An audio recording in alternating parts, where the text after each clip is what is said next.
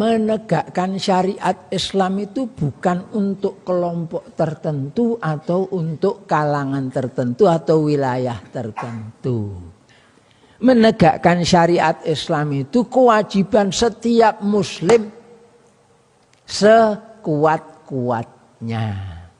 Tidak peduli dia berada di mana saja.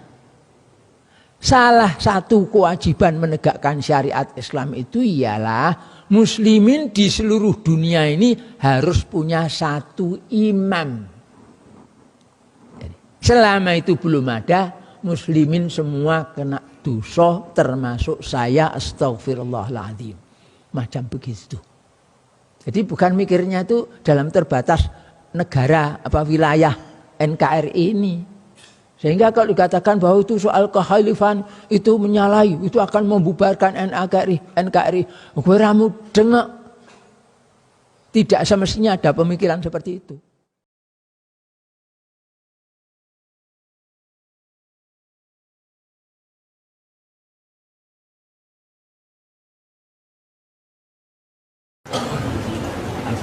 Tolong dengar.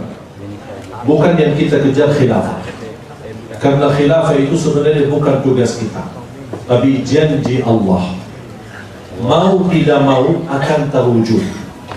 Tetapi tugas kita bukan mengejar janji Allah, tapi mengikuti aturan Allah supaya janji Allah terwujud. Tugas kita, hidupkanlah Islam di hatimu, akan Allah wujudkan Islam di muka bumi. Sekarang kita selalu semangat untuk meletakkan keadilan di bumi, mewujudkan Islam di bumi. Mohon maaf, sedangkan Islam dalam hidup kita sehari-hari masih jauh. Oleh karena itu, mulai dari diri kita sendiri. Wujudkan Islam di hatimu, Allah akan wujudkan Islam di muka bumi.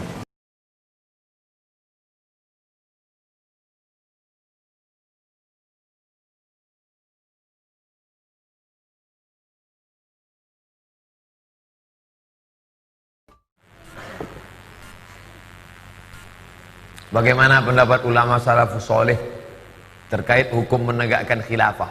Khilafah itu pemerintahan Islam. Lalu Republik Indonesia ini Pak Ustadz, Pancasila 1, ketuhanan dengan kewajiban menjalankan syariat Islam bagi pemeluknya. 7 kata.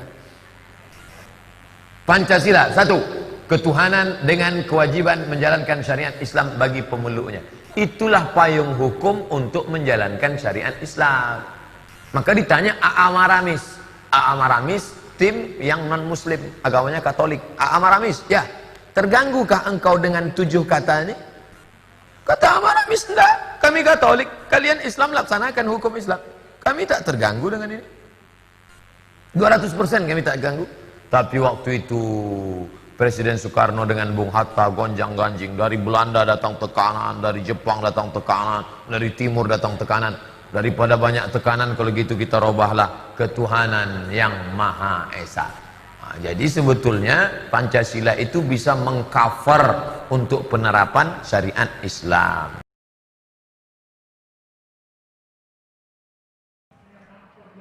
Situasi yang akan terjadi pada akhir zaman nanti, yang saya katakan, yang kita maksud khalifah ya, yang khilafah ya, suatu ketika akan terjadi di seluruh dunia. Itu tidak akan pernah dibantah oleh siapapun, oleh NU, oleh Muhammadiyah, oleh Al-Irsyad, oleh Matlul Anwar, oleh Jamiatul Khair, tidak akan dibantah, karena itu ada bagian daripada akidah Ahlus Sunnah wal Jamaah. Kufur orang yang akan mengingkarinya. Kenapa? Karena itu akan jadi satu saat nanti. Tetapi tidak akan merubah Indonesia, tidak akan merubah Malaysia, tidak akan merubah Brunei, tidak akan merubah negara-negara Saudi Arabia, Irak dan sebagainya, nggak akan merubah gitu loh. Oke. Tapi ini akan terjadi satu saat pasti di mana ada satu orang yang diikuti gitu loh, dijunjung tinggi. Orang ini adalah, kata Nabi Muhammad SAW, orang ini dari keturunanku, namanya seperti namaku, nama ayahnya seperti nama ayahku. Nggak ada satupun organisasi yang saya sebutkan tadi menentang hal itu. Silahkan dudukin semuanya. Saya pun sekarang menantang, silahkan dudukin semuanya. Pasti semuanya akan sepakat itu bagian daripada akidah Ahlus Sunnah wal Jamaah.